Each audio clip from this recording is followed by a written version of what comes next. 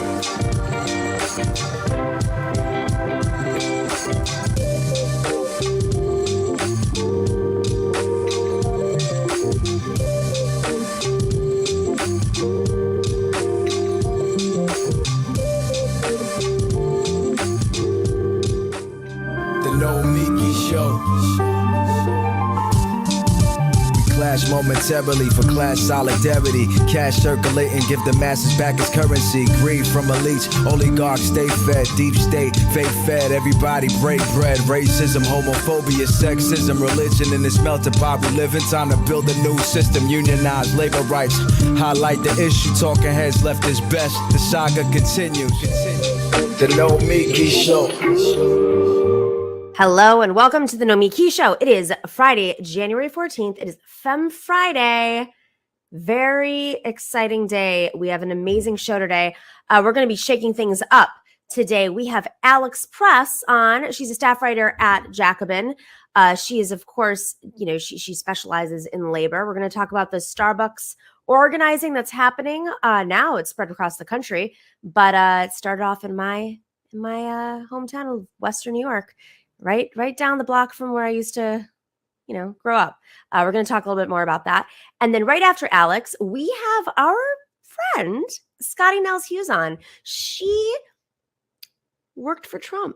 You may recall her when they profiled her on SNL. She was like a character on SNL. We got to pull that clip up and show it to folks if you don't remember that from 2016. Scottie and I go back, way back. We love a good debate. And for a lot of the conservatives that I've debated, she's the most honest. She's willing to say when her side is wrong, just like we are willing to do that. So Scottie and I go way back. We're going to have a fun little catch up on everything that's happening in DC in terms of the insurrection. And then later on, we have a phenomenal panel with Akela Lacey and Lauren Ashcraft talking about how the Democrats are now challenging Joe Biden. Ooh, didn't see that coming, did you? All right. But first off, I want to have a talk with you guys. I know a lot of you have come to our show because of some of the work that I've done in the Democratic Party and reforming it and challenging it. Maybe some of you discovered the show from my work with Bernie Sanders in 2016 or at TYT afterwards, doing, movement or organizing on the ground or reporting. There's lots of ways people have come to the show. But I will say, I think that a lot of folks come here because they're not interested in inner party fighting. You're not interested in personality critiques. You're interested in getting stuff done and how to do it. And I was thinking a little bit yesterday about some of the lessons I've learned from my mentors. I have, throughout my career, sought out people who were around different generations, who were around when the Democratic Party used to win and cared about winning, and to learn about how the rules of the party were set, how movements work, when unions got basically cut away from the party, what's happening with the right wing right now. I seek out mentors, and I think everyone should in their fields. One of the lessons I was given a few years back during the Bernie campaign and a little bit afterwards when I was on the Unity Reform Commission was there was two pieces of advice. One was know the game and then win it. And the second was politics is energy.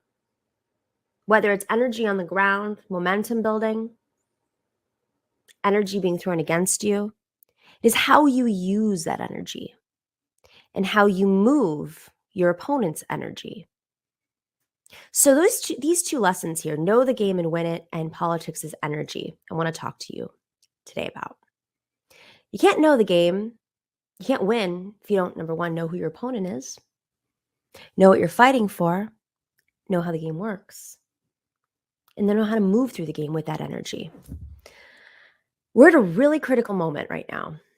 In history, I opened up the New York Times today and seeing the escalations, the military escalations that are occurring around the world with allies on the US's side pushing back against the authoritarian allies, whether it's folks like Orban and Putin and Modi all working together right now. There's a conversation literally about Russia moving into Cuba right now. Like, what are we dealing with here? It's not the Cold War anymore. This isn't a fight over communism versus capitalism. This is about who's in charge and who's going to make the most money. Let's just be real. All of these world powers are owned by oligarchs. We got all our oligarchs. They've got their oligarchs. And I'm a little shocked that we're not having a more open conversation about this on the left, because they're thinking three-dimensionally about how to neutralize us while a military escalation might take place in Eastern Europe right now, and that doesn't bode well.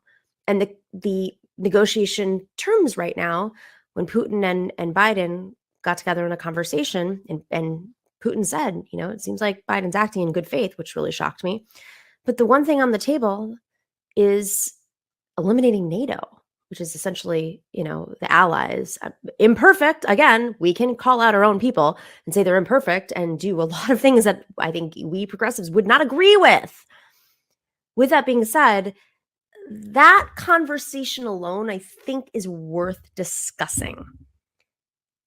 Meaning, we are on the left so focused on the fights that we've been fighting for the last 5 years that I think sometimes we're not even paying attention to what's happening globally in a really intense way.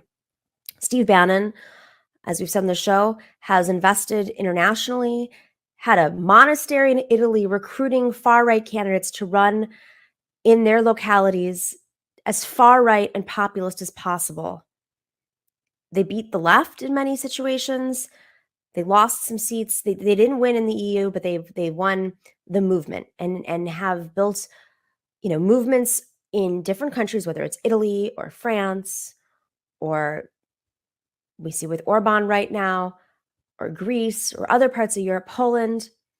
Poland has declared that they are very scared right now.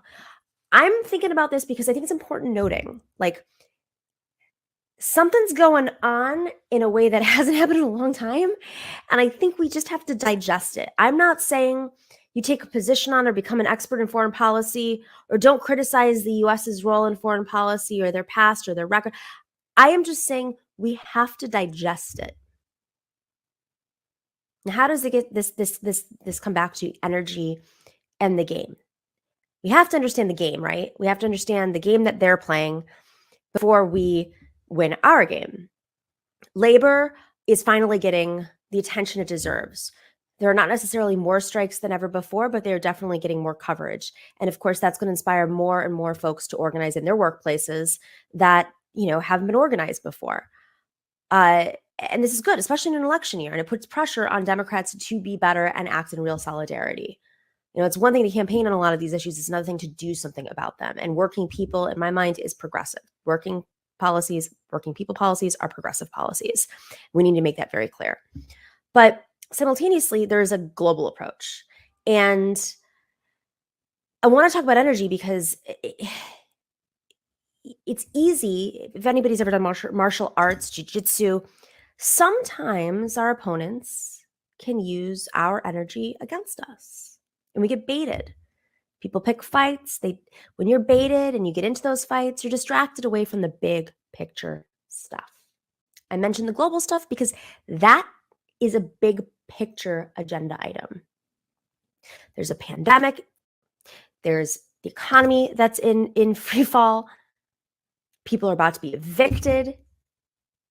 The eviction moratorium is ending in New York in particular. Wages are not going up. BBB is basically dead on arrival. We can't even get testing out to folks. These are big picture things. And so I ask, and I know a lot of you who watch the show aren't necessarily these folks, but we have to ask, what are our allies doing? What are the folks out there in the progressive space doing that maybe they're getting baited by attacks, inter-party fights? The left, there's this whole reputation that we eat each other alive. I don't buy into that. We eat each other alive when we're baited by our opponents to eat each other alive. Solidarity is a practice. It's an energy.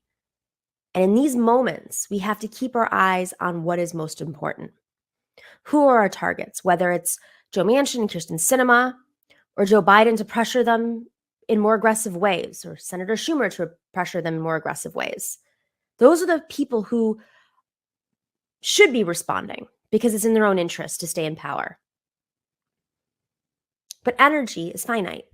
So I'm going to ask you guys, how are you spending your energy? What are you thinking about? What are you tweeting about? What are you organizing about? Whose doors are you knocking on? What are you complaining about? We are all feeling feelings right now. Where are we channeling those feelings? Because feelings are energy. Our energy can be so productive, or it can be weaponized by our opponents. So know the game, play the game, use your energy wisely. That's the lesson today. It's an amazing show today. Alex Press is going to be on right after this break. Alex is going to tell us about the energy on the ground in Western New York with the Starbucks organizing, which is now spreading further and further out. Very exciting as a Buffalonian. I got to say, I'm really proud of my people. And I can't wait to hear more. We'll be right back after the short break.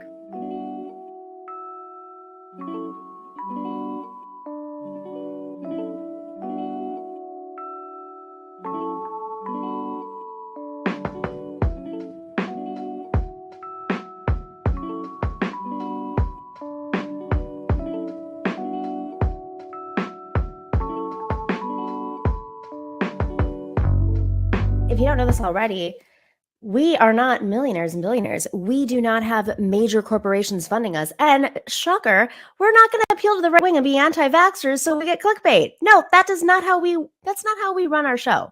We run our show off of your support, specifically patrons. Patreon.com has been a lifesaver for us. Our patrons on Patreon really have kept this show going after the election wave, when everyone was riding it through the doldrums of last year. It makes a huge difference. And if you're not already part of our Patreon community, please join us at patreon.com/The Nomiki Show. We have all different levels available. We send you some swag if you join at a little higher of a level. And if you're not able to, or if you used to be a patron and you're going, it's a little tough right now, no worries. Message us. Send us a note at thenomikishow@gmail.com or message us in Patreon and we will work something out. If you can give more and sponsor somebody else, that also makes a huge difference. But this is how we keep this community alive. We want to make sure that we have the best quality show for you. And this is how we do it. So thank you to all of our patrons who've been supporting us along the way. And if you're able to join us and join our family, we're going to have some fun stuff this year that we're sharing with our patrons.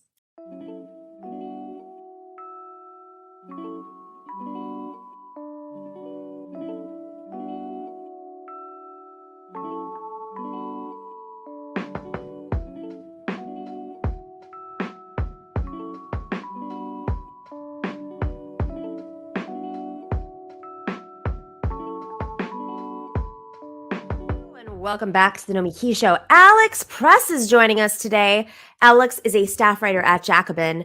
Her writing has appeared in the Washington Post, Vox, The Nation, and so many other places. She is definitely focused on labor. And recently, she wrote a piece called Baristas of the World Unite in Jacobin. Alex, nice to see you. Happy New Year. Happy New Year. How are you doing? I'm as great as one can be in these moments. Right. Sure. So I'm really excited to see the momentum around baristas. As I'm sure many do, I have dear friends who are baristas who I was talking to one the other day, and she was telling me how she sees her work as a craft, as an art. And Jane McAlevey is an amazing writer and organizer, and she always talks about the dignity of work. And when I heard her say that she is so passionate about the work she does, and it brings there's love of the art, and she is involved in all these competitions, I thought this is dignity. This is dignity in work, and this is always what it comes down to. Starbucks, of course, in Western New York has they've organized and been very successful in their work and being recognized for their work, and it's definitely the movement is spreading. But before we get to like the actual mechanics of the movement, you've been covering this. Like, why is it baristas? I mean, obviously there's organizing happening everywhere, but Starbucks has been a big promoter of having healthcare and education provided. I wouldn't have necessarily thought that the conditions were ripe at Starbucks before maybe other places. What is it about Starbucks that clicked this time around? Yeah, that's a great question. I mean, these are very hard to organize places, right? Small stores with high turnover. This is part of why the service sector is so hard to unionize, right? People are coming and going so quickly. I mean, Starbucks, there's a couple things at play. One is that for people who want to build the labor movement, Starbucks is a massive employer, right? I mean, we're talking about, I think, 9,000 stores, maybe 230,000 employees nationwide. So once you get a foot in the door, there's a lot of potential if you really can organize across all Starbucks, which is what we're starting to see, which is amazing. I think there's some truth to the fact that the type of people that work at Starbucks might be inclined to unionize. People, there's the stereotype of like the millennial with a college degree who's now working at Starbucks. And that is some of the people who work there. I mean, there are conservatives, there are older people, there are people without a high school degree. There's a range of people at Starbucks, but it is the case that those people were a part of some of these early campaigns. There was the story in the New York Times today about this, that some of the sort of core organizers in Buffalo were former Bernie Sanders campaign volunteers, right? And so the Sanders effect is in sway. I read about labor day in and day out, and I see it in all kinds of workplaces, to be clear, including like industrial or blue collar workplaces, that people heard Sanders's message that everyone needs a union and that the working class can gain more power through unionizing, and they took it and ran with it. So we're seeing that too.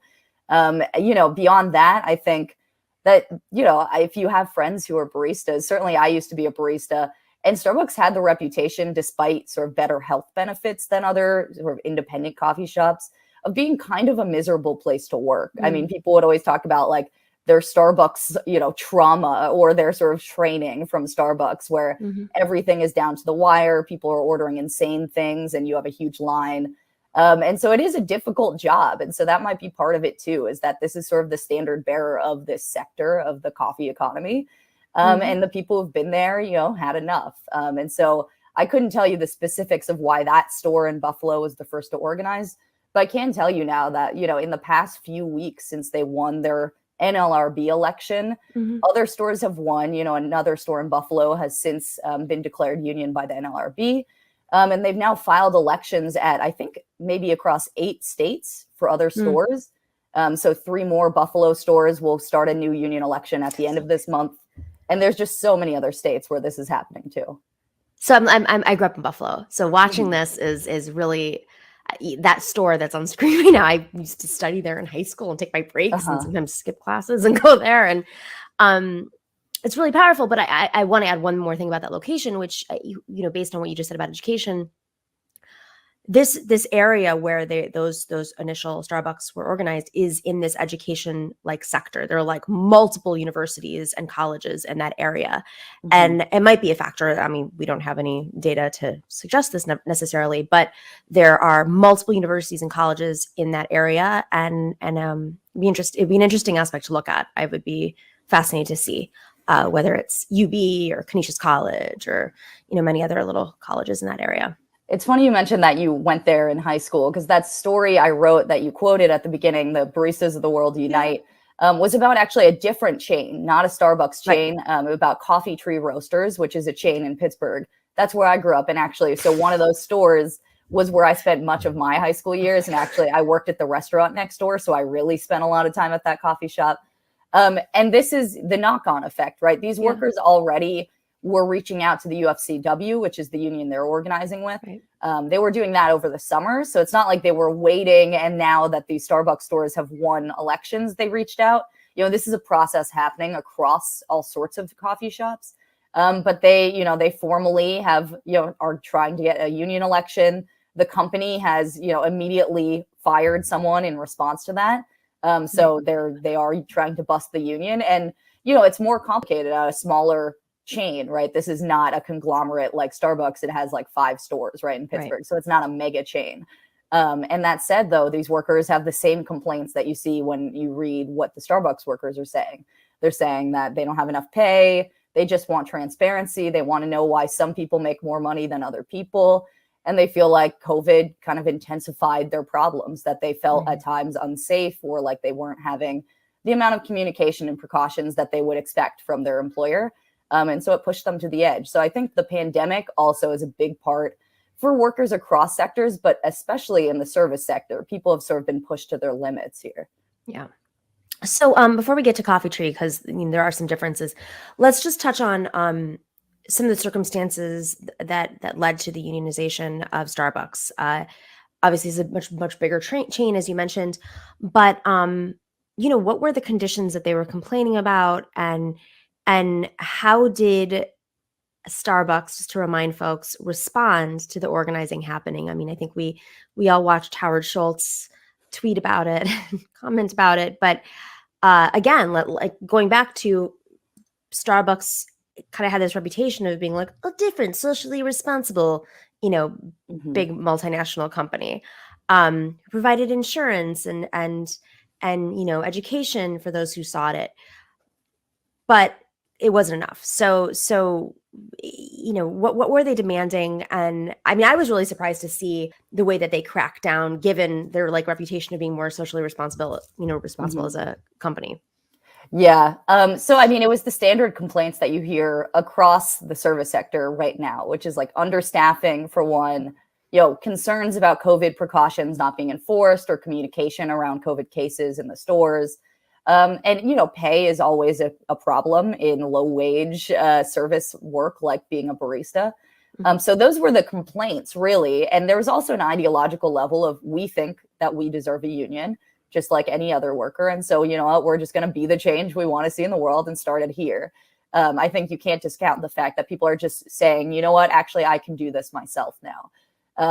As far as what Starbucks' response was, I mean, it was egregious. They spent an immense amount of money on anti-union campaigning, right? So, it at times was very funny. Like Starbucks rerouted its CEO of North America, which again is a position where this person makes an immense amount of money, oversees thousands of stores. None of these workers have ever met this person before, of course. They're not hanging out normally at a Starbucks. But they rerouted them to Buffalo and would have them sweeping the floors of the store, saying, I'm here for you. Look how much we literally, one of the top the top executives for Starbucks, the workers would be like, this is clearly surveillance or a threat. Like, of course, I'm not going to tell this person my complaints. Like, this person has immense power over me. But they would snap photos of them like sweeping and cleaning up. And so that is, a sort of undercover boss. Exactly. Exactly. These people are like, okay, just because we complained about understaffing, the idea that you're now bringing in like this multimillionaire to sweep our floors is not convincing me that like you're fixing the problem.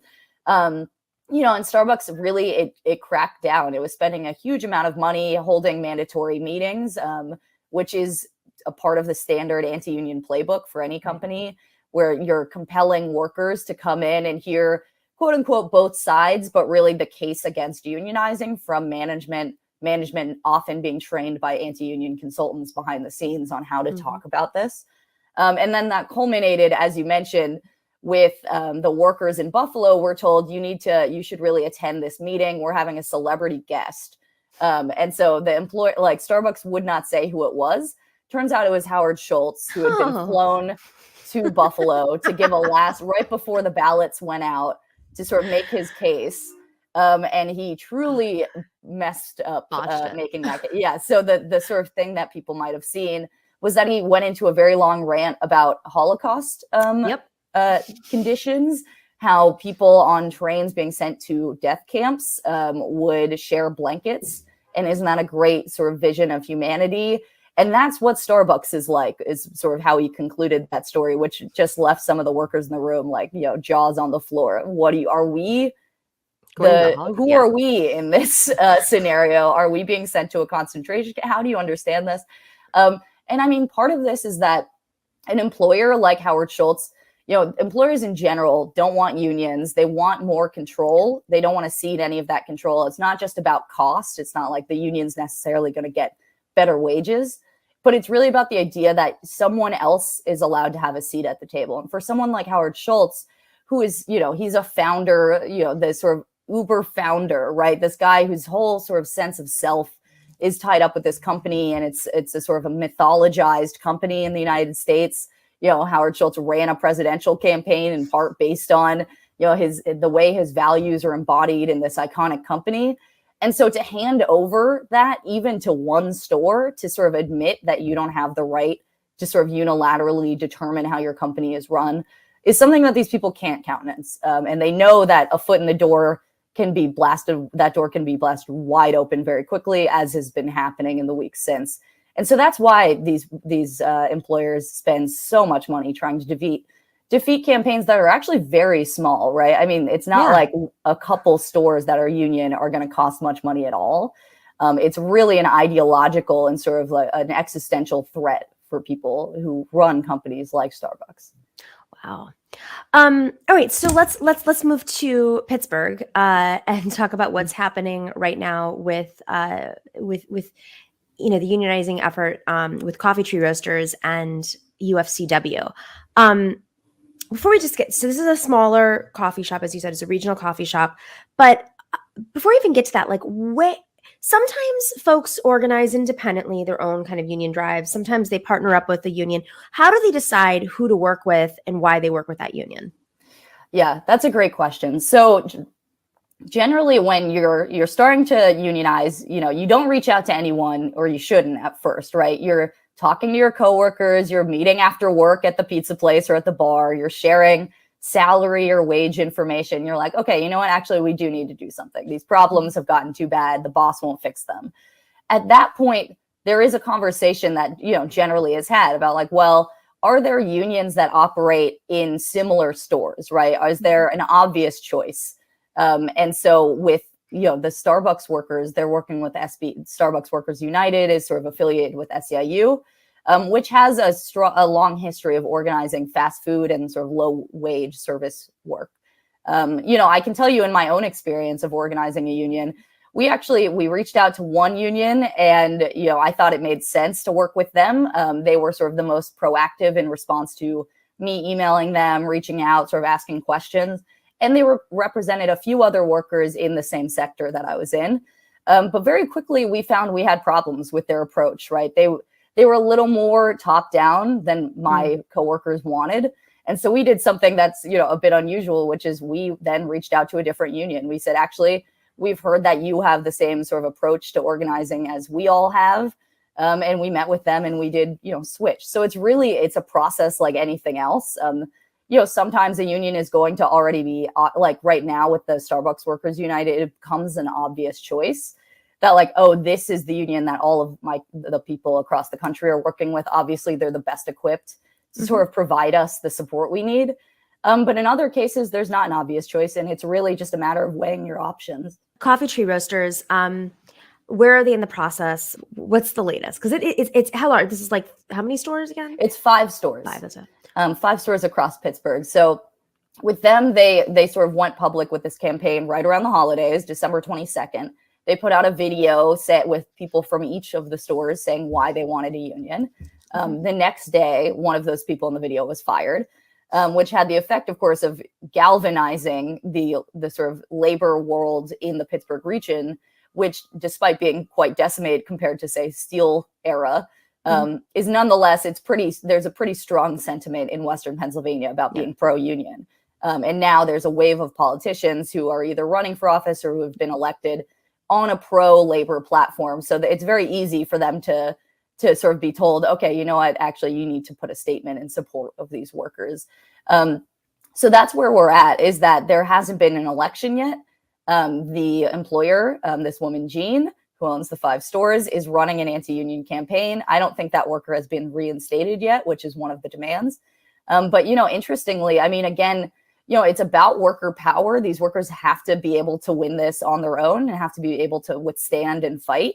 But at the same time, the local political geography now is favorable for this sort of thing. So the new mayor of Pittsburgh, Ed Gainey, ran with labor support and as a pro-labor guy. And in a number of ways, he's already sort of stood up for workers against one of the biggest employers in Pittsburgh, UPMC. Their workers are also engaged in a union fight. And Ed Gainey similarly has supported even these workers at a smaller workplace.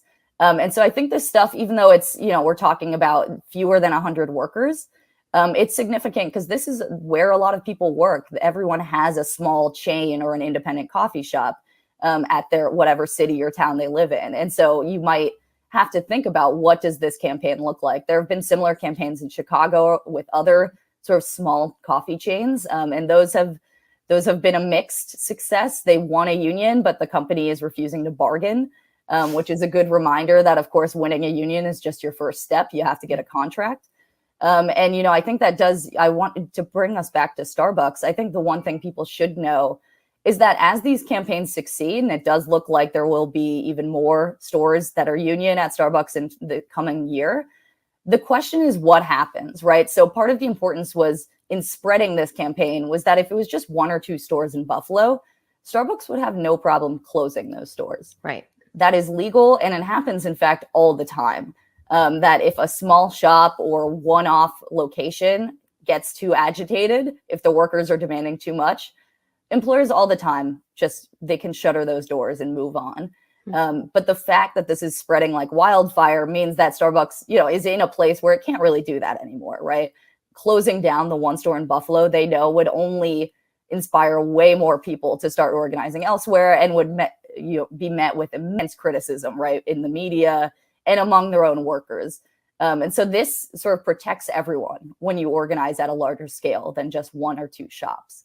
Anyway, just to answer the question, though, the Coffee Tree Roasters workers are organizing with the UFCW Local 1776, which has thousands of something like 35,000 members in Pennsylvania, New York, West Virginia, a variety of workers, including in the food sector. So this sort of was their choice that they thought made sense. And so far, I mean, the union has seemed to be very supportive and sort of fighting for this worker who was fired. So it seems like they made the right choice, but that's how it goes, right? And these small campaigns, like it's not just that they might have a ripple effect. They can shift the way that even the companies respond to these organizing efforts. I mean, if it's been exposed that Howard Schultz is completely out of touch, like that's probably not going to happen again, which means they're going to have more difficulty, of course. Yeah, that's definitely true. And I think it's something people should be aware of, that like if Starbucks was deploying millions of dollars to fight a campaign in 1 to 3 stores, right now that there are over a dozen of these campaigns, it's not possible that they're going to be able to wage that level of an anti-union campaign. So it in fact kind of gets easier. With that being said, what are some of the tactics that they use when they do anti-union, union busting strategies? I mean, there's law firms involved, or consultants, anti-insurgency types of folks. Like what's happening here?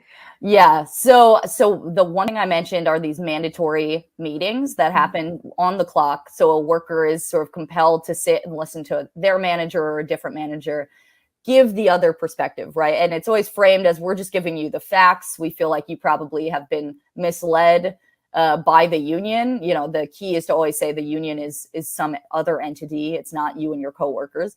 So we're just going to lay out the dangers of unionizing here. And so you have to listen to that often for hours a week. I write a lot about Amazon, and Amazon is one of the most intense as far as this goes. During the Bessemer, the first union election there last year, it was like every week, hours a day, these workers are compelled to come in and listen. And in fact, they felt they were being surveilled while doing so. They felt they couldn't speak up sometimes because they would be marked as an agitator or a supporter. And so they felt like they were really being actually silenced and sort of put in a really difficult position. There's also just general favoritism, right? Like a manager noting who is against the union, who's for it, and sort of then retaliating in soft ways, right? Ways that they can't be charged with violating the law over, but nonetheless making the union supporters' lives worse. It's also worth noting that while it's illegal to fire or retaliate against someone for supporting a union or being involved in organizing, in about 41% of union elections that run through the NLRB, the employer is charged with doing that, right? Wow. So this is what happened in Coffee Tree, that worker who was fired. Everyone is very clear that this was retaliation, right? So that is illegal, but employers do it all the time. So it's a mix of things. I mean, there's also just the message that is sent to people is that, this location might close if you do this. Your life might get a lot worse. There are all these things that the union's not telling you that you don't know about. So it's just sort of a climate of fear and confusion, and also just downright exhaustion, right?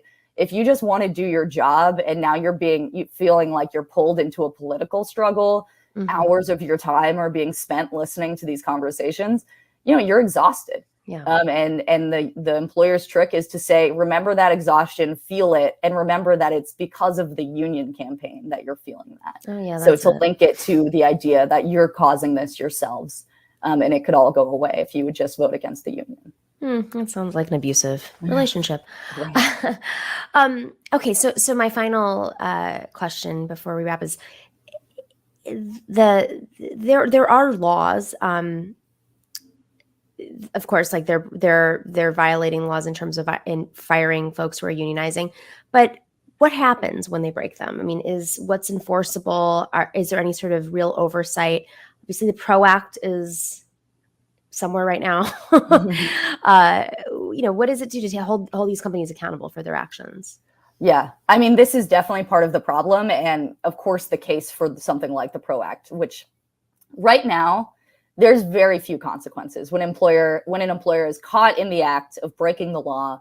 When the NLRB finds them to have broken the law, so if an employer fires someone illegally, like is what happening at Coffee Tree, right? So this worker, Liam Tinker, is who was fired. Right.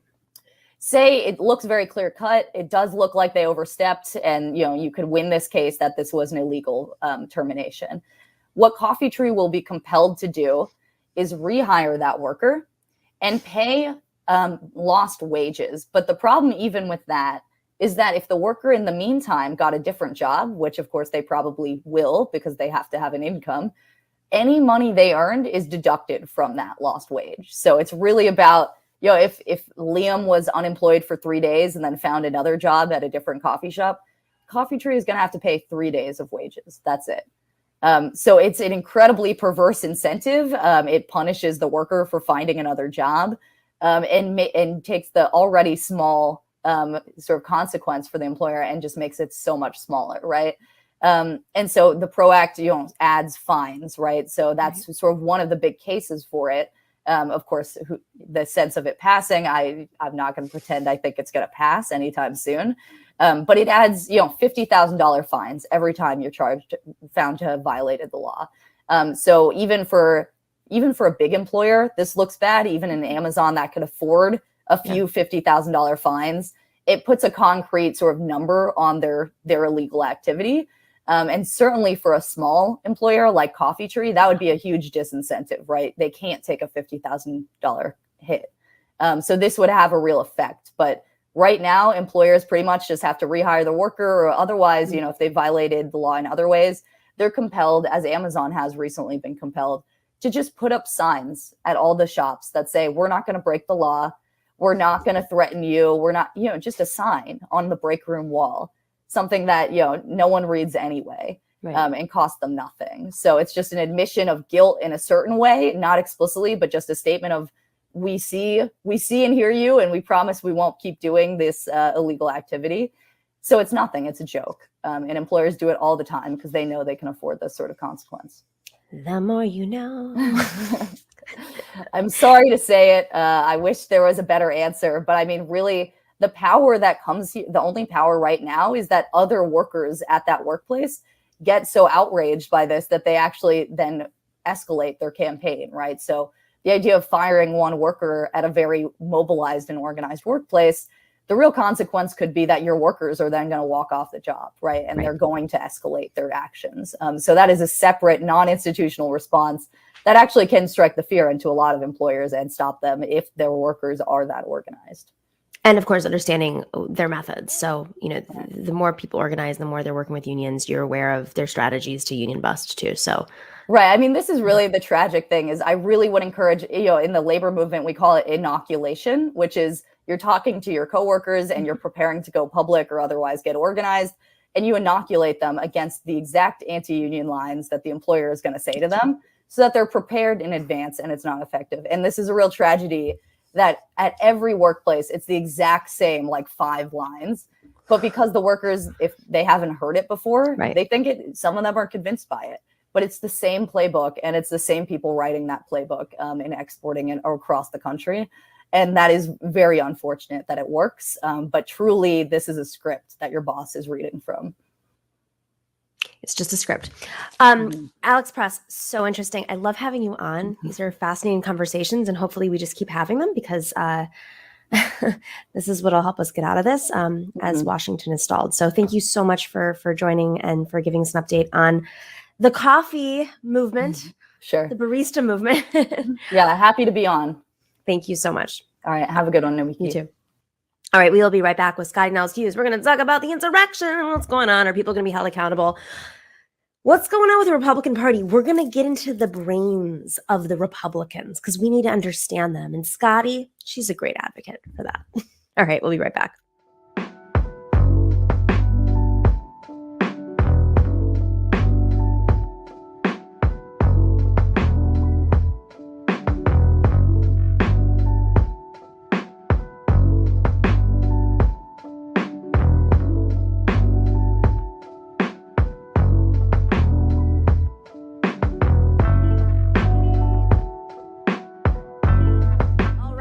On January 29th, I am so thrilled to be part of a training program for working women thinking about running for office now, or already in office, including their staff, those who are organizing on their campaigns and in the early stages, or if you're fully in. Matriarch is putting on a training. They've never done this before. It's focused specifically on class-related issues, structural issues that progressive working class women face when they run for office. There are a lot of lessons that we have learned in the last few years, taking on the establishment, organizing.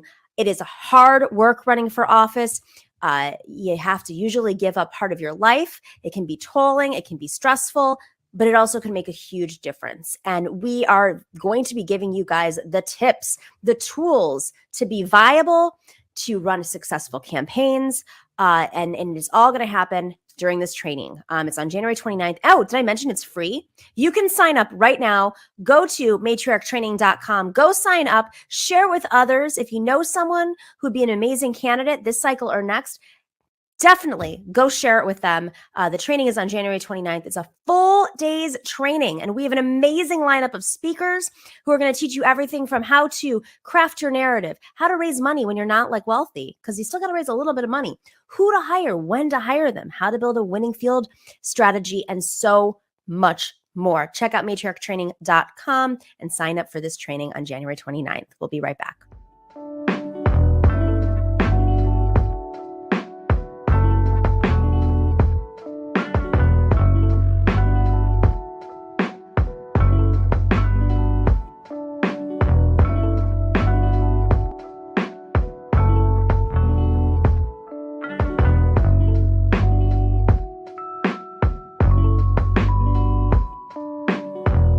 Welcome back to the Nomiki Show. I am so excited. Our dear friend Scottie Nell Hughes is joining us today. Scottie is a news anchor, political commentator. She was a commentator at CNN during the 2016 election, was an official surrogate. Were you actually on staff, Scottie, for Trump? I can't remember. Non-paid. I was the first surrogate that was not, but I refused to be paid by the campaign. That's so funny. I was the first surrogate for Bernie. What a weird coincidence. That's why we used to go head to head. Nomiki, we're going on almost a decade this year of friendship, which shows that if people on opposite of the aisles can have as much fun, as much good conversations that we have, why can't the rest of the world? Well, I think that the good thing about you is you have your own personal values, and you could separate that from the insanity that gets swept up. So I know it's been a bit, so maybe you'll feel more comfortable. I do want to kind of start with one little aspect of your career, because I think it's probably how our audience might know about you.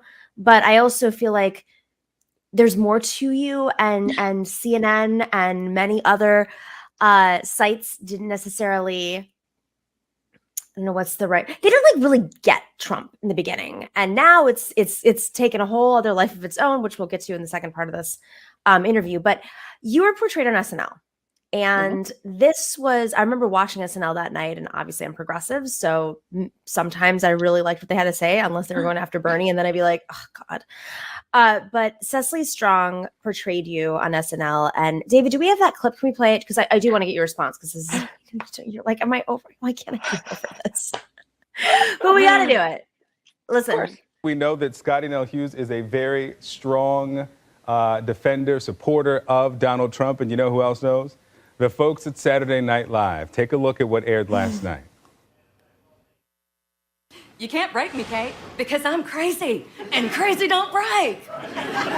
And Kate, I know that you agree with me on 3 things when it comes to Trump.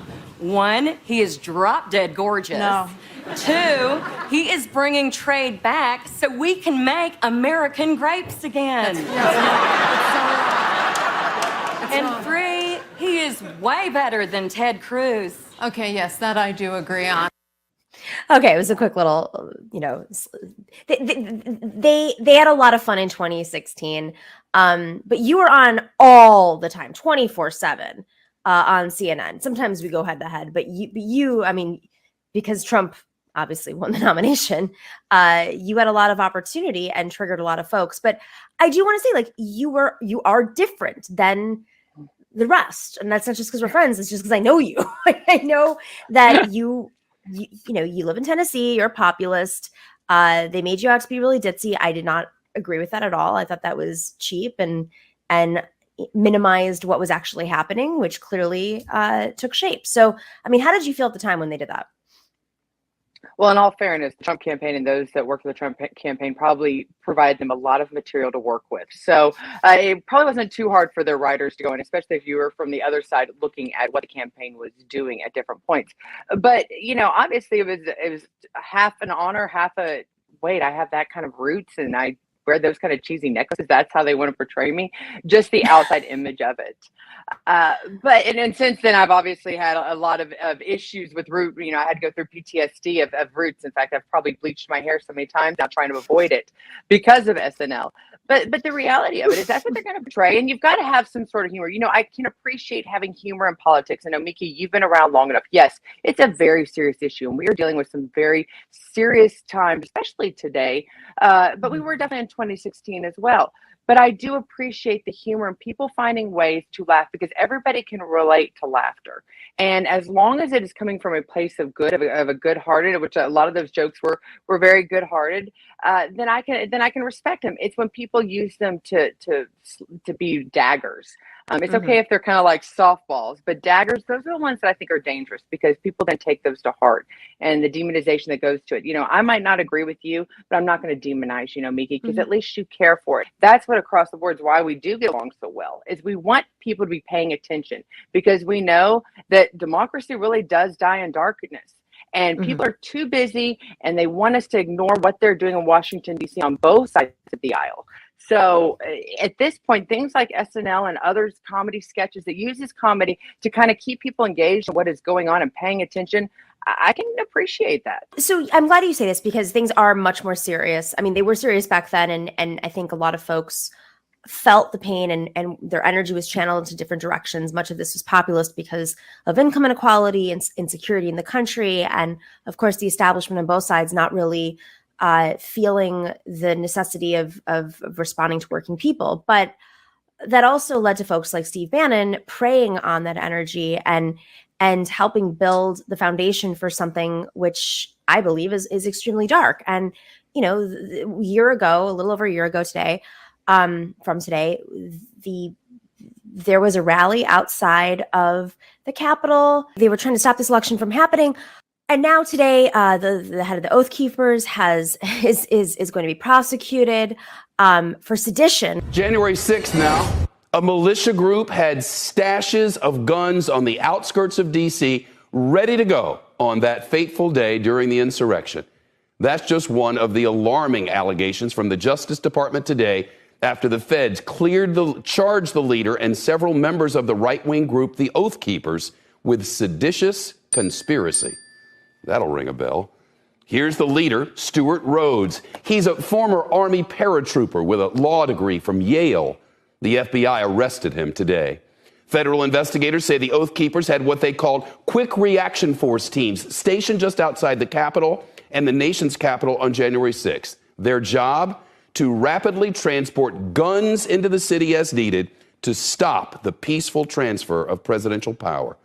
The Oath Keepers also had teams on the ground at the Capitol who used a military-style stack formation to force their way into the building.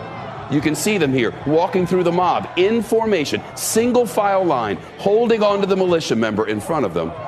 The Department of Justice alleges they had paramilitary gear, knives, batons, camouflaged combat uniforms, tactical vests with plates, plus helmets and eye protection.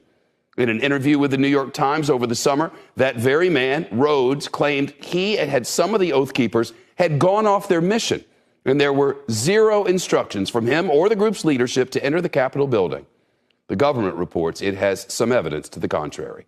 And what the government says is that as early as 2 days after the election, he began messaging his team saying that they needed to prepare for violence to try to stop the vote count and prevent Joe Biden from formally being elected president, and that he repeated this and amped it up in the months that followed, eventually coming to Washington on January 6th, but not entering the Capitol. And another new thing here, Shep, is they say that after the January 6th siege of the Capitol, he continued to plan for violence, continued to message his supporters, and spent $17,500 himself buying weapons. Which is like a real issue. And Kevin McCarthy, of course, has illustrated that he, in conversations with Donald Trump says he feels partially responsible. I say he has responsibility. He told me personally that he does have some responsibility. I think a lot of people do. What I proposed, which I think history will say I'm right, because it's the right thing to do, I believe, have a bipartisan commission and get all your facts. Actually work through the grand jury to find out at the end, instead of predetermining whether someone's guilty or not. I want to get your reaction to this really quick. Let's play this clip, the one of House Minority Leader Kevin McCarthy on why he is not cooperating with the January 6th committee. Let's play this clip. If you're subpoenaed, will you defy a subpoena? Will you defy a subpoena? You have a unique window into the president on that day, January 6th. You were one of the only few people who spoke to him that day. Doesn't the American public have a right to know what the President of the United States was thinking and doing while the U.S. Capitol was under attack? That's a great question. You know the great thing about that? I didn't wait a year later. On January 6th, I spoke to the American public. Not by one network, but by many networks. My conversation was very short, advising the President of what was happening here. There is nothing that I can provide the January 6th committee for legislation of them moving forward. There is nothing in that realm. It is pure politics of what they do. So, Scottie, I mean, where do you stand on all this? This has gotten out of control. You have Oath Keepers, you have Proud Boys running for office locally now, many of whom, by the way, whether Boogaloo Boys or Proud Boys, were arrested at the Capitol, are now trying to run for office. This is, can we at least both say that what happened on January 6th was bad and was, treason? Well, I don't know about treason, but I will say 100% that I condemn it, as most conservatives, most Republicans have.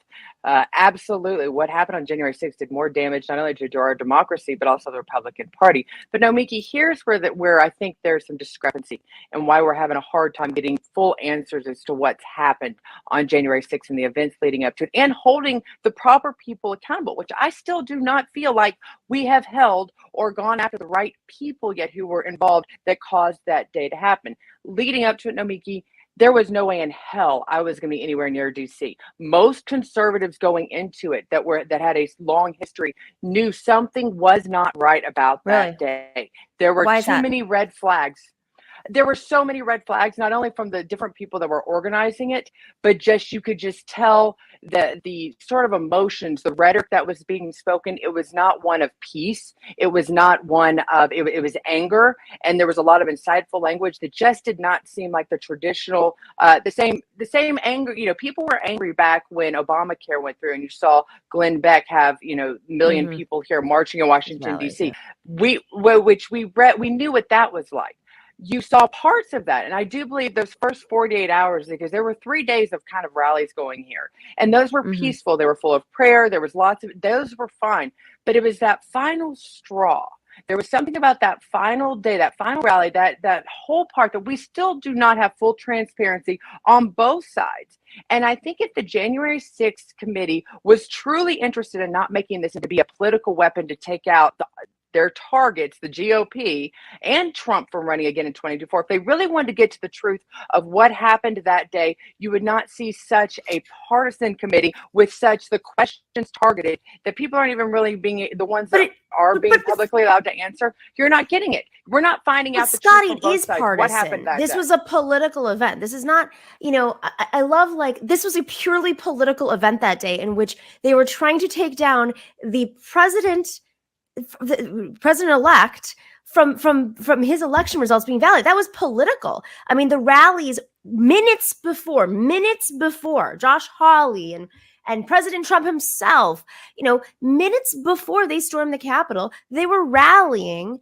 and supporting. They were telling them, but they weren't telling them they to were go and saying break doors and break windows. They weren't telling them that. Well, that's what we need to know. Was it or was it not? Was it happening through who was in this chain of command? And this is what we need to understand. We need to know. I agree. We do need to know that. What intelligence agencies were involved in it? We had just seen weeks before over in with Governor Whitmer that there was intelligence agencies involved in that kidnapping more than the people that were arrested. They were bad people, but it was amazing how right before the election that you had all of a sudden all these FBI agents that were infiltrating this group more than the actual group itself. So we need to know exactly where was intelligence on there. Why do we not know who actually left the bombs outside the RNC and the DNC? Who is that individual? Why do we only have 2 shots of them? There's so many questions that if we want to get to the truth of it, then let's get to the truth. But they are. Let's not make this to be a partisan. But they're not. Said, the this is all FBI, about that's making not sure true. that That's not true. 2024. They're investigating. They're absolutely investigating. But it Why is about do they not have 2022. an answer? Kevin McCarthy.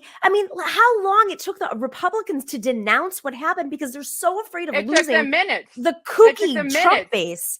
They Kevin were McCarthy out to this day is barely even January denouncing it. He said it just then that he was within minutes outside saying this is wrong. Every Republican got on there and denounced the violence, much more than what we saw when the riots were happening around the country, much more than the riots in Portland that burned down cities and people were murdered at. And There was no. There were no riots in Portland. People were living in their communities, trying to defend their communities. Oh, that was a community. Folks, there was no race. That's not a riot. There's no violence. Okay. You see no politicians. Rittenhouse was the only murderer. Let's just be very clear. The only murders that occurred. Let's be really clear here. We're all scared. We're all scared of Rittenhouse. Oh, how many murders has Antifa, an unofficial organization, Antifa? That's not true. Kyle Rittenhouse went there in a peaceful protest over a murder of a black man by police who they've now been prosecuted. And Kyle Rittenhouse went there as a vigilante who had traveled across borders to be a vigilante, who trained as a vigilante as a kid, brainwashed child vigilante. So, I mean, the reality here is there were murders at the Capitol, and the people who murdered and the people the one that got murdered was one of the people who went in there. We never found it, and the person who murdered her was just let off. He was let off. The actual murderer. No, the Ashley Babbitt. Ever heard of her? She's the only one that was murdered there. The rest of them were not murdered at the Capitol. Let's be a little factual correct here, Nomiki. Like I said, how so? I don't understand. A police officer. Nobody was murdered there. He was not murdered there. The only murder of a police officer that's happened at the Capitol was a few weeks later by an Islamic terrorist. No, there was extremists. Oh my goodness! So you're saying that the people who died at the Capitol weren't murdered? They weren't. There was only one death at the Capitol that day, Nomiki. The rest were heart attacks or suicides later on. But that day there was only one body bag that was carried out. It was Ashley Babbitt, and her murderer was let go and let free. But it's but about no intent. Questions there. So my question okay. So there was intent. Plenty of people. Because she was there. She was allowed to be murdered, Nomiki? There's no allowed to be murdered. Scottie, the intent of these... The intent? In writing, the intent going in, whether it was on blogs, in text messages, in Facebook posts, the intent was to lynch the vice president. Is an intent of murder. And those folks who are coming in, who you denounce yourself from being anywhere connected to them, as you should, those folks going in were angry, were brainwashed. Many of whom the FBI has interviewed now on camera say and admit, maybe as a legal defense or not, that they were brainwashed because they were on QAnon blogs. But we have to be real here. Much of the Republican Party is so afraid of losing this base of insane people, insanely brainwashed folks who have white supremacy in their veins, that they're unwilling to go after them hardcore. And they're saying, oh, this is all about politics. Of course it's about politics. The rise of fascism. What are you going to do? Not make it about politics? Everything's politics, Scottie. You don't think that in 2022, Senator Hawley doesn't want to keep his position? You don't think that the RNC is worried that this is going to make them look bad and they're not going to be able to win a year in which they should be winning? Of course, Republicans are going to make it about politics.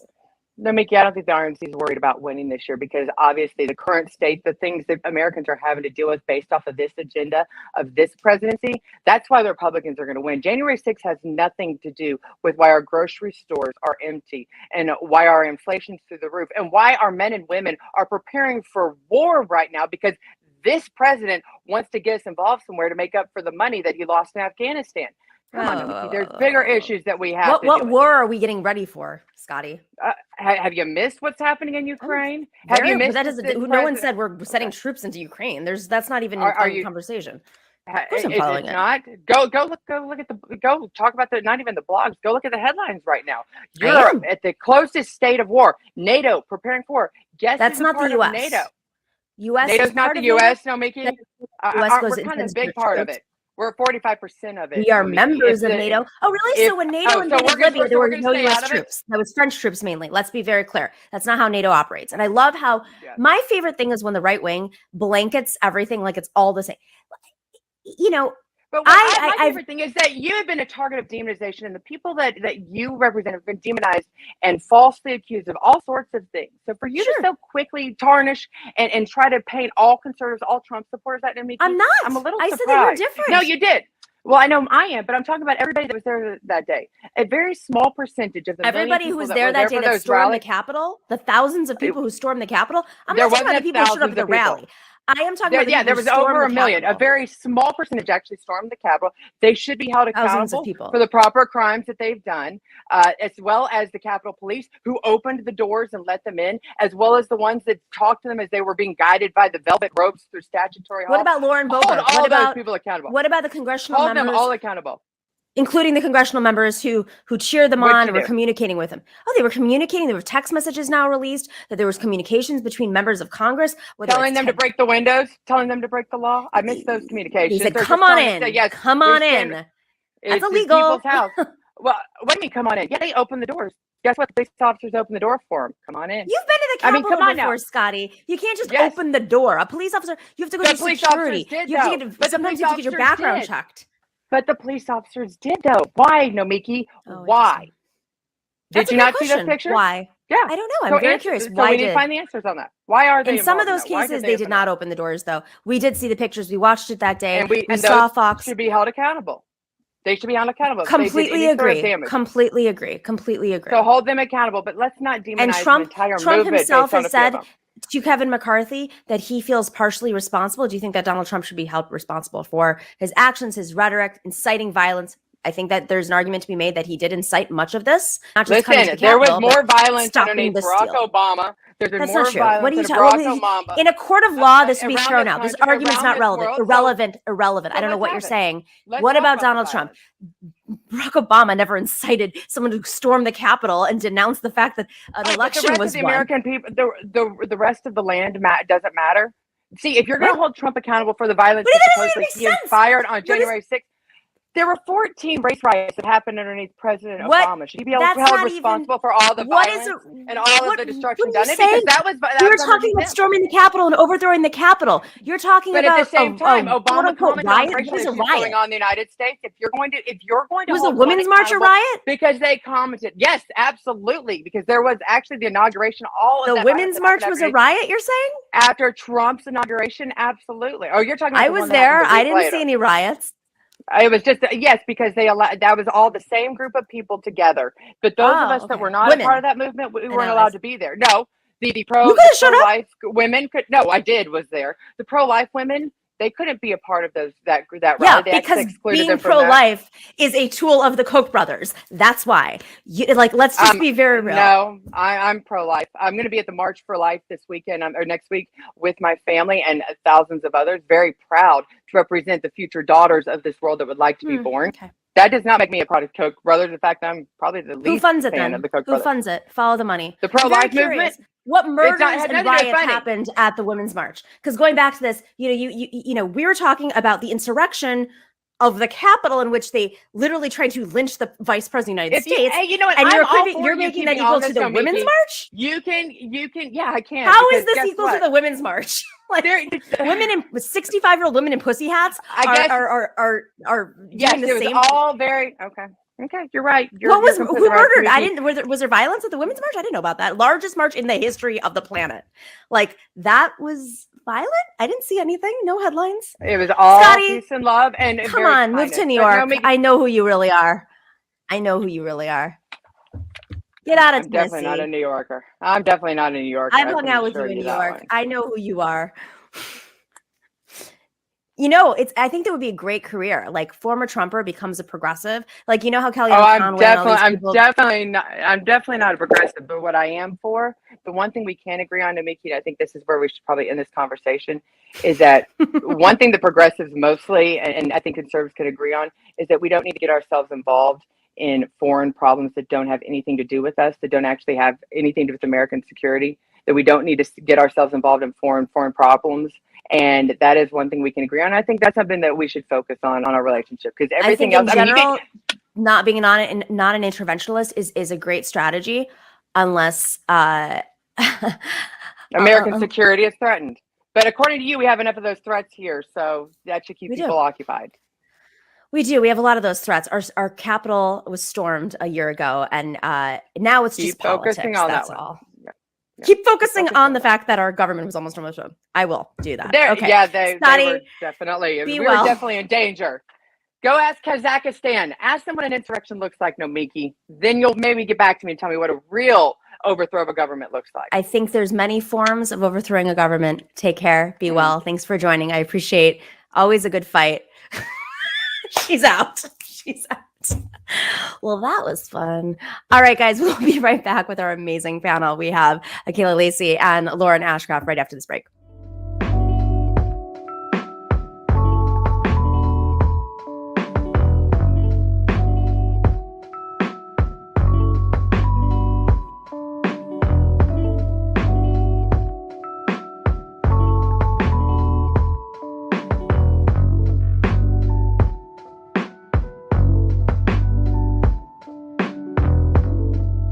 Hey, I want to talk to you about a product that I've been using for a little over a year now. I tried this. I heard everybody talking about it, and I was like, all right, doctor, I'm really into trying new things. So I went, got some Bodega CBD, and turns out it tasted like crap and didn't do anything, and I spent $100 on it. So that was a few years ago, and I was like, I'm not into this. I think it's a scam. And then Sam Cedar was like telling me how CBD had changed his life because he knows I have sleep issues. And he's like, no, I use it and it helps me sleep and stay asleep, because this is what happens when you get old and stressed out. This is it's just how it works. So I tried it, and turns out it changed my life. It not only helps me sleep, it calms me down. I toss and turn a lot at night. Last night, I was like tossing and turning like crazy. I got up, put some Sunset Lake CBD tincture into my water, drank it. Not only did it help me fall asleep with its melatonin, but it helped me stay asleep, and I wasn't tossing and turning with my aches and pains because I'm an old lady. Sunset Lake CBD is incredible because their product is really strong. What they did was they're up in Vermont. They ended up diversifying a Ben & Jerry's farm and decided to grow premium hemp. And with premium hemp, you get premium products. And I believe in good juju, because not only is the product wonderful, part of the reason why the product is wonderful is because the company is wonderful. Their minimum wage is $15 an hour. Their employees own the majority of the company, and they invest in advertising through companies like, and media companies like the David Pakman Show, the Majority Report, and of course, our show. They have all sorts of fun products. They're always coming out with new products. There are dog biscuits, which Bijou is a fan of. There are tinctures. There are tinctures with melatonin. There's lotions. There's coffee. All sorts of amazing products. You can go check it out at sunsetlakecbd.com. See what they have out right now. They have deals all the time, and we're giving you one right now. If you go to sunsetlakecbd.com and type in NOMI, N-O-M-I, you will get 20% off of your order. Go check it out. I'm telling you, it's amazing. My whole family's into it as well. you won't, and write me if you've tried it. Like, I want to know more. Share your testimonials with us. I'd love to share them with our audience. All right, we will be right back.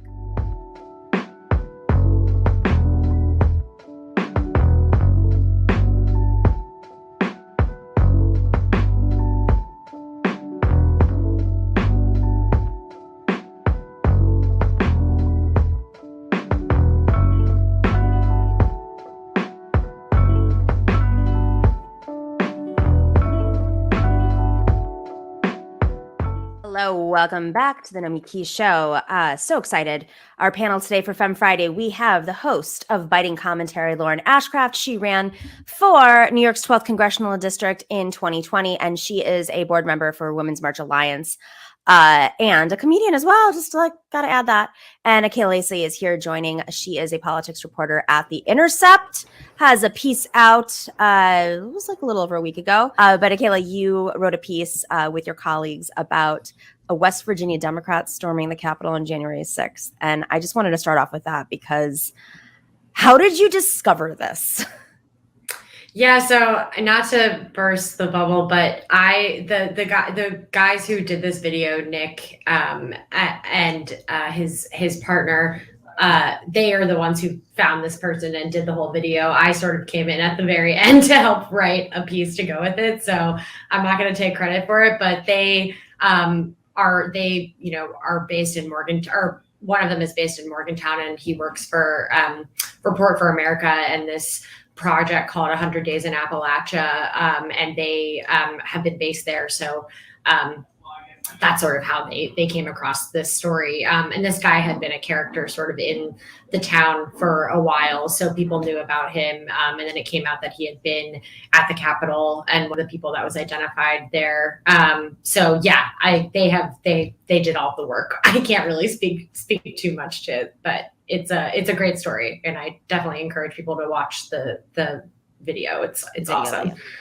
So it's interesting you say this, and Lauren, there have been a few stories in New York. You're based in New York, Lauren, as well.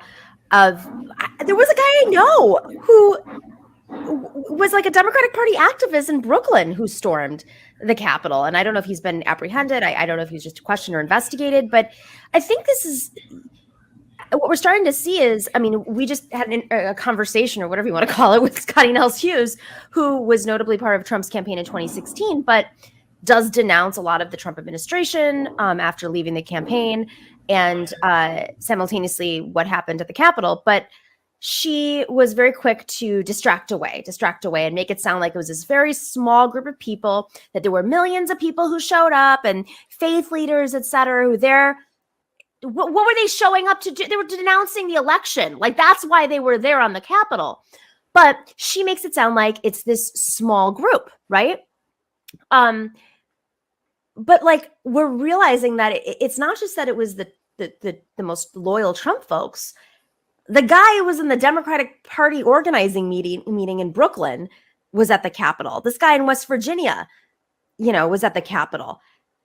I'm starting to feel like it's a lot more common than we think it is. Lauren, I see you're just go for it. Yeah, I witnessed the tail end of that discussion, like you said, and it's just, sometimes I'm just curious to see how people try to justify what happened there. No matter how you explain it to me, I don't buy it. Like, saying that it was a small group of rowdy people, like, who wanted to murder Mike Pence? Right? Like lynching Mike Pence, literally. They had a noose outside for him. Right, and then equating it to the Women's March, which, by the way, I was involved in the New York one. Not a single murder attempt there. Not a single attempt of lynching somebody. I'm lost. Is that our standard right now? I guess that's the standard that this group of people wants to set. I guess I'm pretty fucking awesome then, because I have never attempted to murder anyone. And that makes me perfect. Yes. Well, what really, she started off by saying that the committee is just politicizing everything. And I'm like, yes, there was an event that tried to steal the election away from the president-elect. created and led by the leader of the party on the other side. Like, of course it's political, but they're using all of these excuses to distract away. Oh, what about the riots with George Floyd? Their terms, not ours. Then Antifa in Portland, she threw everything out there. And I was like, yes. And the only people who were murdered by the far right. Yep. You know, Charlottesburg, whatever. It, you know, the problem is, I think, though, is this, even though these arguments aren't working on us, they're working in spaces. And to go back to Akela's piece covering this video, it's spilling over even to folks that in New York, you know, the guy who's part of the Democratic Party organizing, who went there. I don't know what happened, how he was radicalized, or the Democrat in West Virginia, which seems a little bit, you know, more of a, there's some reason and understanding as to how that could have happened. But I do feel like it's happening more and more, even though these arguments are not very logical. Okay, like you're covering this, like, where does this, where are we missing it? Like, where are folks being radicalized that we're not seeing? Well, one of the points that they go into in a lot more depth in the video, but that I think we tried to highlight in the piece, because I think it's sort of at the core here, is that this is like sort of specific to West Virginia, but you can apply to other states where you know, media outlets have been sort of ravished by private equity firms, and so you're left with sort of a vacuum.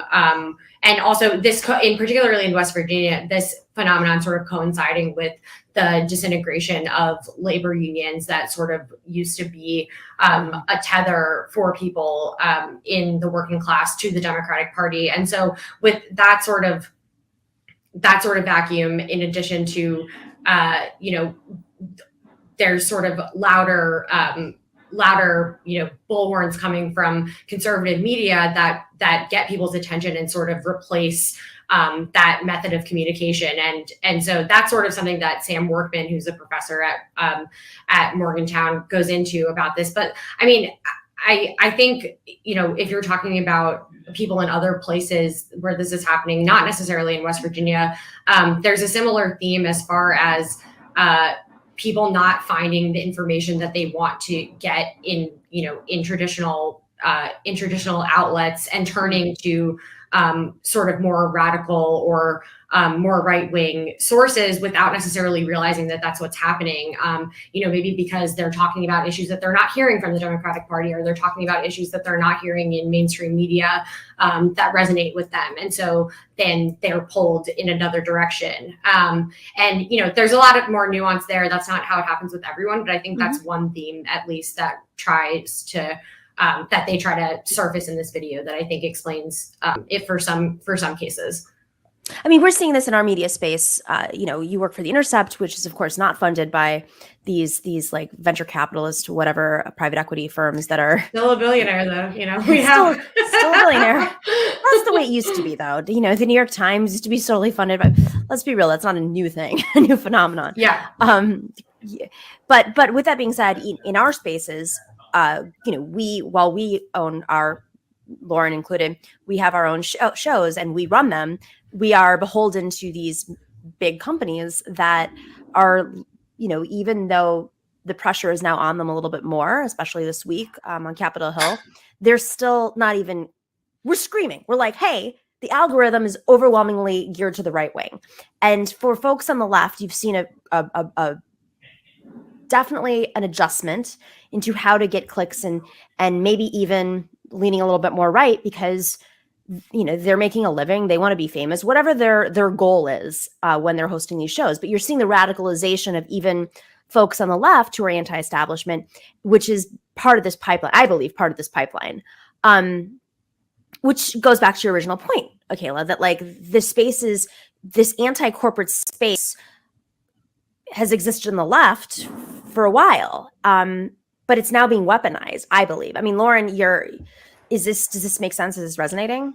It does, because I see a lot of like the anti-vaccine stuff on the left and saying like, don't get the vaccine because then Pfizer and Moderna get money. And it's like, okay, but let's all protect ourselves and stop this virus and then nationalize big pharma.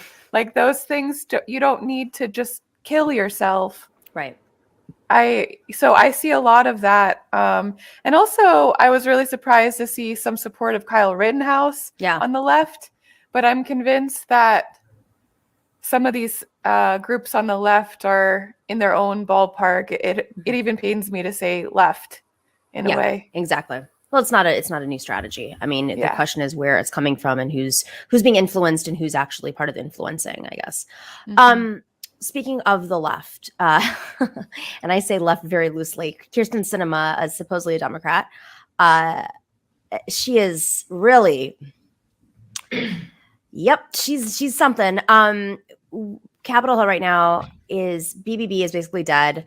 Voting rights. A few weeks ago, you may recall having read that the major donors in the Democratic Party said they are no longer going to give money to the DNC or the D-TRIP or DSCC at all until they prioritize voting rights. And as a result, this has, the pressure has amped up, and leaders across the country, Democratic establishment leaders, are doing all they can to pressure voting rights and, of course, ending the filibuster.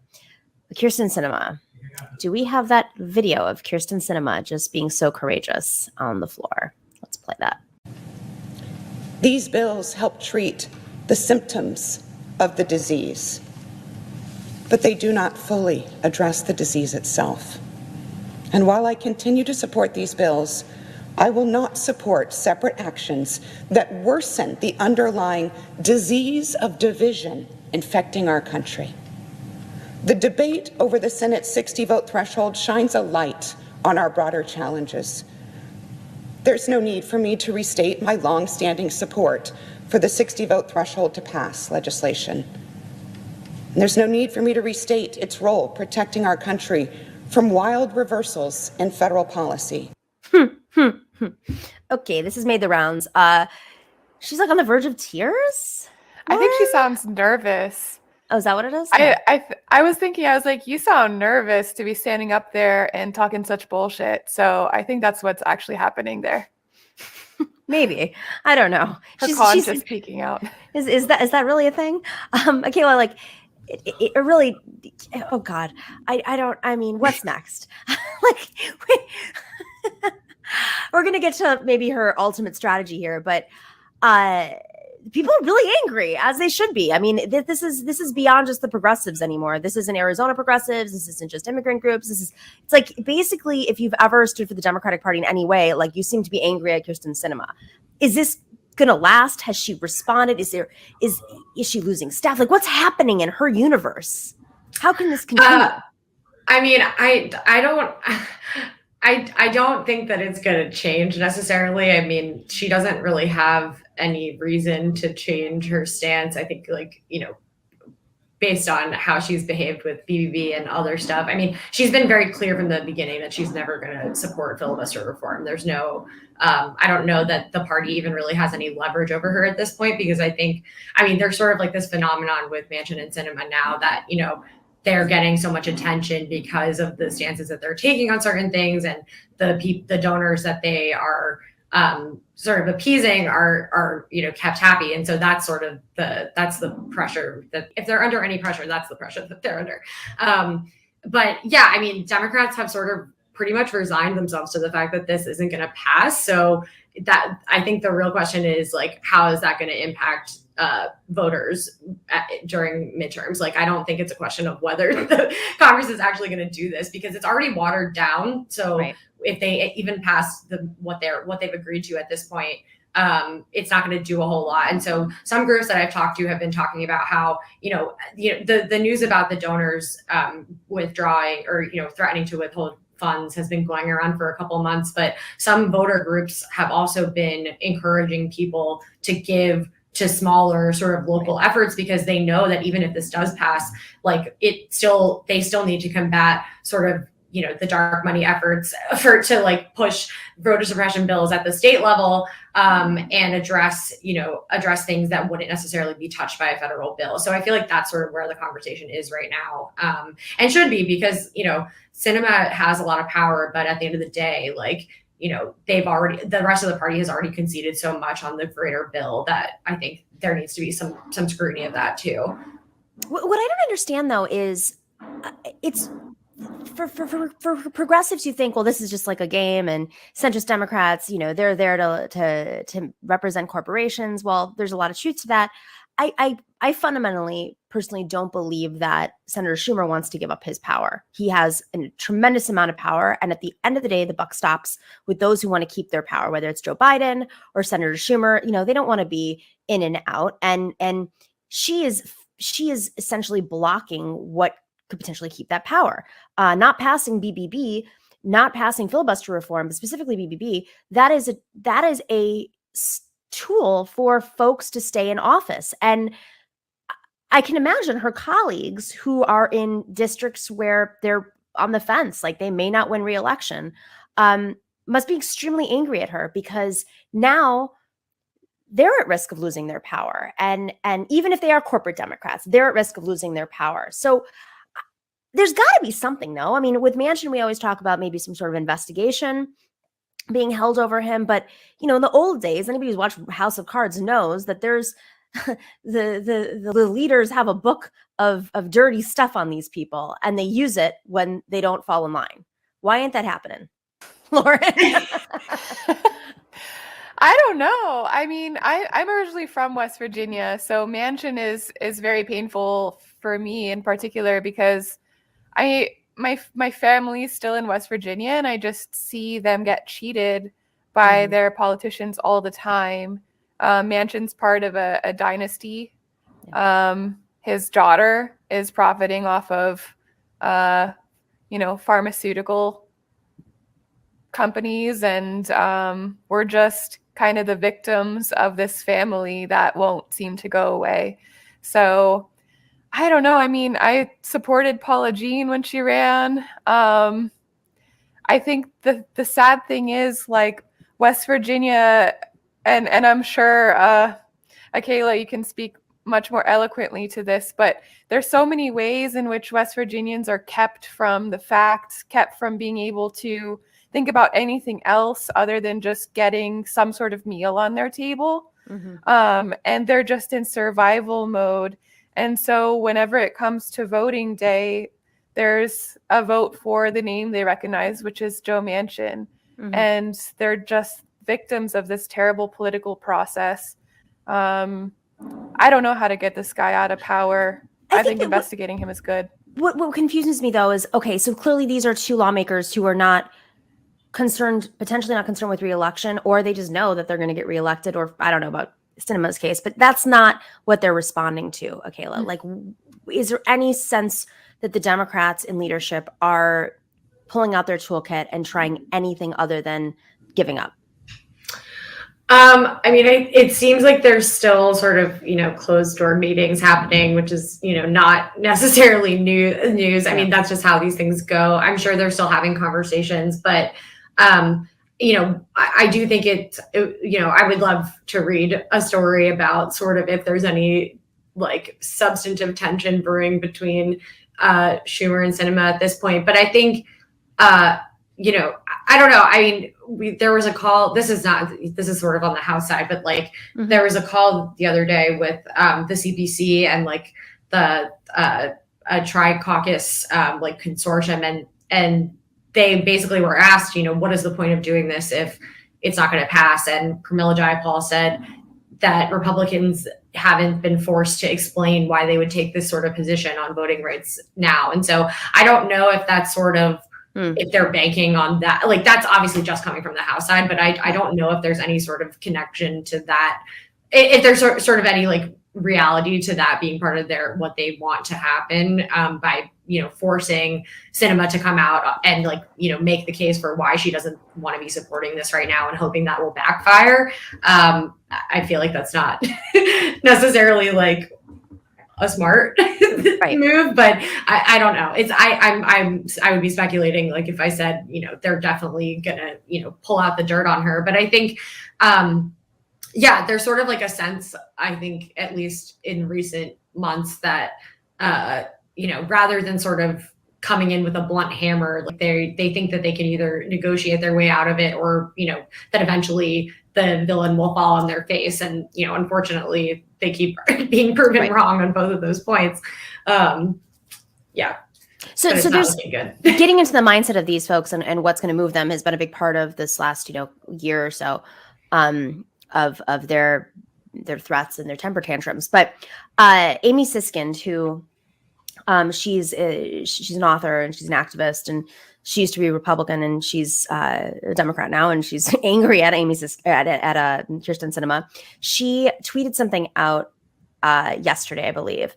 And this is the last part, but we're going to go back up to the beginning because I think this is really important to read the whole thing. Let's do the last part real quick. Let me just read the last. I want to start with the end and then go back up. Sorry, guys. Okay, so she has a friend who she'll talk about in a second, believes that Sinema believes MAGA elected officials reject partisanship when they are given a chance of her over Trump. Yes, the land of magical thinking. But here we are, folks. Now let's scroll back up to the beginning so we can tell the story, because it's about the mindset of Sinema. What's actually going on here? Okay. This is a thread on Sinema. Sinema's behavior has made no common sense to me. Surely she knows, too, that she would lose in the 2024 Democratic primary. Why would she do it? I have info from an inside source who lives in Arizona and has a direct connection. With his permission, I am sharing. Okay. Let's do this. Can you zoom in a little bit? Yeah, thank you. First, and this likely isn't breaking news to anyone, Sinema has a highly overinflated ego. She believes since she's been able to work her way up and accumulate so many academic degrees in a short time, she is a true superstar, head and shoulders above intellectually. To Sinema, as many of us suspected, her term in the U.S. Senate, she believes, is just a stopping ground for her next step. She doesn't assume she will need to be reelected. This is something I imagined, but I assumed she would be a consultant or something of that variety. And I've always felt, just throwing that in there, that, you don't have to be a senator to be a consultant. That's not, you don't have to go through all this to get that. But nope, I was wrong. This isn't what Sinema believes will be her next step. With her inflated ego and small circle of friends, many of whom she has alienated and lost, not pushing back, she has been living in an echo chamber. The big money corporate donors are happy to feed this. There's just a couple more tweets. Sinema believes she will be running for president in 2024, I am told. This self-styled bipartisanship she believes she speaks for will be her brand to run as the candidate in the middle, not far left or far right. She has convinced herself this is her calling, and she has it. And then the last one is, and you can see why having alienated so many close to her and believing she's smarter than everyone else in DC and beyond, and with the corporate donors feeding this too, while she toes the line, this misguided fantasy can be her view. This, I am told, is what's happening. Now, granted, this is rumor and speculation, but I want to talk about this theory because that could be a path. I mean, we've seen crazier things happen. That seems to be very much like a no labels approach. Maybe not officially, but their center ground. What do you do with that? I mean, Lauren, is there? Where do you go from there? I actually, that was an interesting thread to read through, because I used to think that she wanted to be like a lobbyist or something afterwards, but it didn't quite make sense because she could have just done that, like you said. My brain never took me to her running for president ever because everyone hates her, but ego is blinding. So I really don't know. I'm speechless. If she runs for president, that will be the funniest thing I've ever heard. Well, I think what's interesting is that would, I assume, be in a Democratic primary, a crowded Democratic primary. I mean, head to head with Joe Biden, she's not going to win, but in a crowded primary, maybe that's her pathway. Kayla, have you heard other people make these remarks, or is this new? I mean, I think sort of people's minds usually, when you see sort of like a character like Sinema, your mind kind of goes to, yeah, like they probably want to run for president at some point. But I think it is also kind of common knowledge that like all she cares about is what her donors are saying, and like that they're sort of, they're sort of a self-perpetuating cycle there as far as like molding her positions. But yeah, I mean, I think, it's interesting that the sort of logic that they take as far as like she doesn't care about being reelected in 2024 is that she wants to run for president, rather because, why would, if what you're doing now wouldn't get you reelected statewide, why would it get you elected nationally? So the alternative point that, or like what I've heard people think is like, you know, people are not going to, by the time it's time for her to be up for reelection, that people will have forgotten about this and moved on to something else. And she might, you know, pivot a little bit more, which honestly is believable to me because people have sort of like a short memory and, you know, we're going to be onto something completely different at that point in time. So I actually don't know that I don't know that what she's doing right now will hurt her reelection chances so much, but if, you know, other groups don't necessarily capitalize on reminding people, you know, that this is who she is. But, you know, I can't predict the future, but that's sort of what my read on it is. And that's a big bet. I mean, the truth is we're still fighting fights from like 6 years ago. On one hand, yes, people forget very quickly, but people are angry, and that's only 2 years away, which really means it's only 1 year away until that election. It's you know, the presidential election is coming up next year. November, you know, by mid-November, we're going to be talking about the presidential election, just so everybody knows. And that means we're going to be talking about her election. So I don't know how anyone would forget like this little ditty. That just for our podcast listeners, that's a thumbs down. That's the curtsy thumbs down move, you know, yeah. I mean, Trump was elected. That's true. But he plays a different electoral game. He's got an infrastructure there built by the Koch brothers and you know, electoral commissions, and you know, they've got folks everywhere and justices. She may not even have her own Democratic Party in her own state, which says a lot. Like, I think it's fascinating to see her own Democrats locally turn on her. This isn't just like activists anymore. This is like actual party people who have turned on her. You know, I've be curious to see. Maybe she'll run as a Republican. She and Tulsi Gabbard in the Republican primary. I recently as in a couple years ago, but saw To Kill a Mockingbird on Broadway, and the children are played by adults. And they do it really well because they get the movements of children down to a T. And that's the kind of vibe I get when I watch her, because just the way she carries herself is like she's some teenager that is just really excited to be in the middle of a floor. I don't understand. I don't know where she's going with her life, but she seems to have some kind of a drive. Don't you guys love that we're all just so beholden to a couple of narcissists? Yes. That's it. Oh. Anytime you think you're doing you just a little bit too much, just think about Kyrsten Sinema and Joe Manchin and Elon Musk and Jeff Bezos, because this is their world and we're just part of it. On that note, thanks for being part of our world. I really appreciate you, Lauren Ashcraft and Akela Lacey, for your work, joining us on Femme Friday, and everybody tuning in. As always, we appreciate you and stay in solidarity. We will see you on Tuesday for TNS Live on YouTube and Rockfin. The Nomiki Show. Clash momentarily for class solidarity. Cash circulating, give the masses back its currency. Greed from elites, oligarchs stay fed. Deep state, fake fed, everybody break bread. Racism, homophobia, sexism, religion in this melting pot we live in. Time to build a new system, unionize labor rights.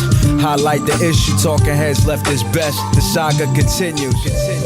The Nomiki Show.